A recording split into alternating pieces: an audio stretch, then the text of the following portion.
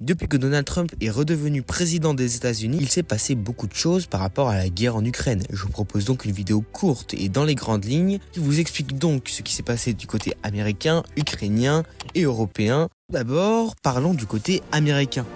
Il ne faut pas oublier que Donald Trump utilise la politique de l'American First, l'Amérique d'abord, qui consiste dans les grandes lignes à passer les intérêts des Américains d'abord. Ici, ce qui a embêté Trump, c'est que les États-Unis ont beaucoup donné à l'Ukraine depuis le début de la guerre, que ce soit économiquement parlant et militairement parlant. Par exemple, les États-Unis ont donné 114 milliards d'euros d'aide du début de la guerre jusqu'au 31 décembre 2024. Donald Trump veut donc rembourser cet argent investi. Je fais une petite pause juste ici pour expliquer à ceux qui ont suivi certaines déclarations du président Trump où il a dit que les États-Unis avaient donné 350 milliards d'euros d'aide à l'Ukraine.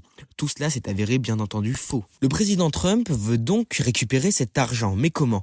Il s'est donc intéressé aux terres rares en Ukraine. Les terres rares, grosso modo, c'est un ensemble de métaux qui permettent par exemple la fabrication des éoliennes offshore, la fabrication de tanks ou encore d'écrans de téléphone. En premier lieu, il a demandé à pouvoir avoir accès à 500 milliards de dollars de terres rares en Ukraine, mais cette proposition a été refusée. De plus, ce n'est pas la seule chose qui pourrait intéresser Donald Trump en Ukraine. Car l'Ukraine n'est pas forcément reconnue pour ses terres rares, mais pour d'autres minerais comme le lithium, le titane ou encore le graphite. Ces matériaux qui sont devenus des essentiels dans les batteries de voitures électriques par exemple, ou plus largement dans l'aéronautique. Mais le vendredi 28 février, lors de la rencontre entre Donald Trump et Volodymyr Zelensky à la Maison Blanche, fut écourtée. Une embrouille a éclaté entre les deux présidents. Cette rencontre avait par exemple pour objectif de signer un contrat par rapport aux terres rares et aussi pouvait mener à une aide militaire plus forte des États-Unis. Quelques jours après cette embrouille, les États-Unis ont annoncé enlever l'aide militaire à l'Ukraine pour ensuite la remettre quelques temps plus tard. Du côté européen, le 2 mars s'est déroulé le sommet de Londres sur l'Ukraine.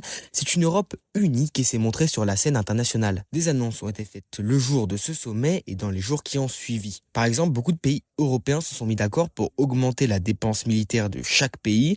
La Commission européenne a aussi proposé un plan de 800 milliards d'euros pour, je cite, développer une culture de préparation à la défense au niveau européen. Tout cet armement européen pour atteindre l'indépendance militaire repose sur une question.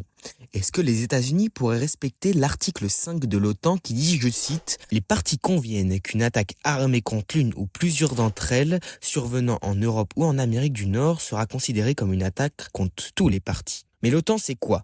C'est une alliance politique entre les États-Unis et une trentaine d'autres pays. Donald Trump a pourtant dit qu'il soutiendrait l'article 5, mais que les États-Unis payaient trop dans l'organisation et a demandé le mois dernier à ce que les pays européens utilisent 5% de leur PIB par rapport à l'armée. La plupart des pays européens veulent retrouver une indépendance économique, politique et militaire. Toujours d'un point de vue européen, Emmanuel Macron pourrait aussi avoir comme objectif de mettre des pays européens sous parapluie nucléaire. Son objectif est de dissuader les Russes à envahir dans les années à suivre des pays comme la Pologne ou la Finlande qui ont déjà été menacés. Ces derniers jours, on entend parler d'un probable cessez-le-feu qui a été accepté du côté ukrainien et à l'heure où j'ai bouclé la vidéo, aucun cessez-le-feu n'a été signé pour le moment. J'espère que cette vidéo vous a plu, qu'elle a été assez concise pour vous et qu'elle vous a permis d'y voir peut-être un peu plus clair.